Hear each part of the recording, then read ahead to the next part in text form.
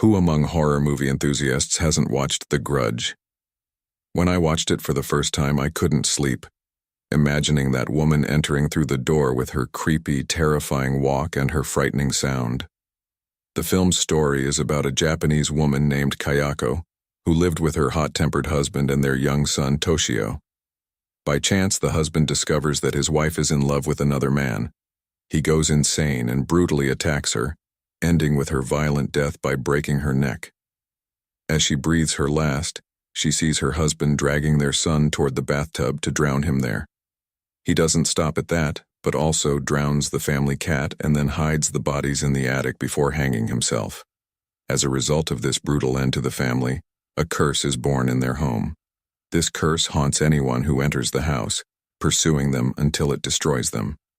The curse appears in the form of the spirit of the woman and her son. Those who encounter it suffer extreme terror before they die or disappear without a trace. The Grudge has several parts, and here we will discuss the first part, which tells the story of an immigrant family from America consisting of the mother, Emma, her daughter, Susan, her son Matt, and his wife Jennifer.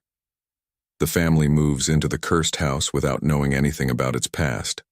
A girl named Yoko comes to take care of the mother, but as soon as she goes up to the attic, she is attacked and killed by Kayako's ghost.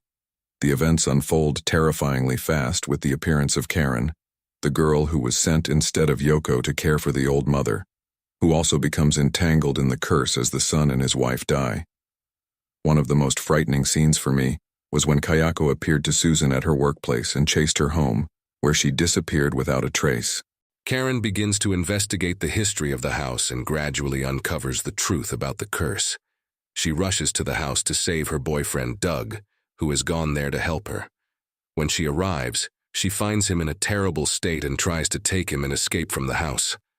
However, Kayako appears to her with her terrifying face, crawling down the stairs to take poor Doug's life. She then attempts to take Karen's life as well, but Karen sets the house on fire with the lighter in her boyfriend's pocket, holding him close as she tearfully stares at Kayako's face, certain that this act will stop the curse. In the end, at a hospital in Japan, a police inspector talks to his deputy about Karen and Doug's body.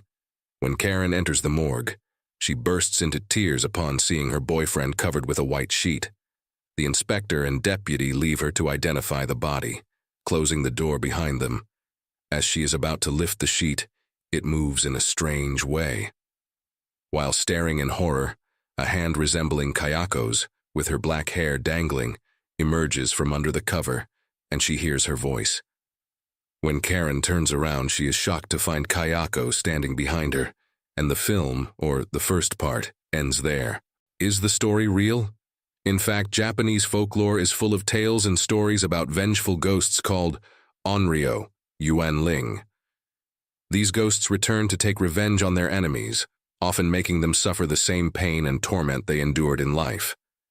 They have the ability to physically harm the living, similar to the malevolent jinn in our traditions and beliefs. For the Japanese, these ghosts are not just myths, but are deeply rooted in their heritage and beliefs, sometimes causing a kind of collective fear and hysteria. Perhaps the most famous example is the story of the slit-mouthed woman, Kuchisake Onna, which we have covered in several articles on the Caboose website. Her husband, suspicious of her behavior, punished her by slitting her mouth with scissors and then killed her. Thus, she turned into a malevolent, vengeful spirit, an onryo, seeking revenge on all the living. She is said to haunt children in dark, deserted streets, suddenly appearing and asking them, "Am I beautiful?" If the child answers yes, she slits their mouth with scissors to make them look like her. If they answer no, she cuts them in half, decapitating them. The best way to escape her wrath is to give her an ambiguous answer that confuses her, causing her to flee, such as saying, "You are of average beauty, neither beautiful nor ugly." The story of the slit-mouthed woman is very famous in Japan, and some people believe it to be true. In fact, there were even rumors reported by Japanese newspapers about actual incidents involving small children, which caused a wave of panic in Japan in the 1970s. to the extent that schools no longer allowed young students to return home without being accompanied by a family member.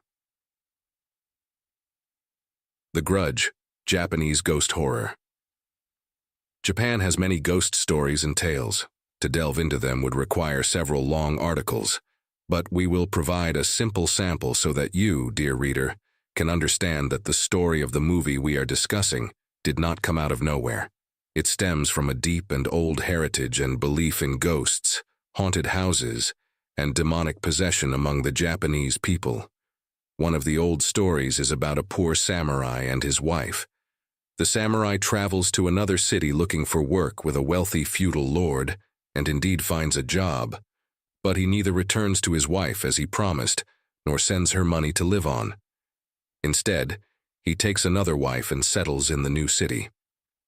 Several years pass, during which the samurai's circumstances change. The feudal lord he works for dies, leaving him unemployed again, and his second wife leaves him. He decides to return to his old city and his first wife. The samurai arrives at his old home in the middle of a moonlit autumn night.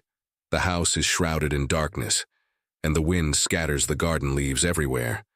But the door is open. The samurai enters to find his old wife sitting alone silently in the courtyard. Contrary to his expectations, she neither yells at him nor shows anger. Instead, she welcomes him. He begins to apologize for his betrayal and abandonment, promising her that they will live together forever and never be separated again. The wife smiles, and the samurai embraces her, and they sleep together.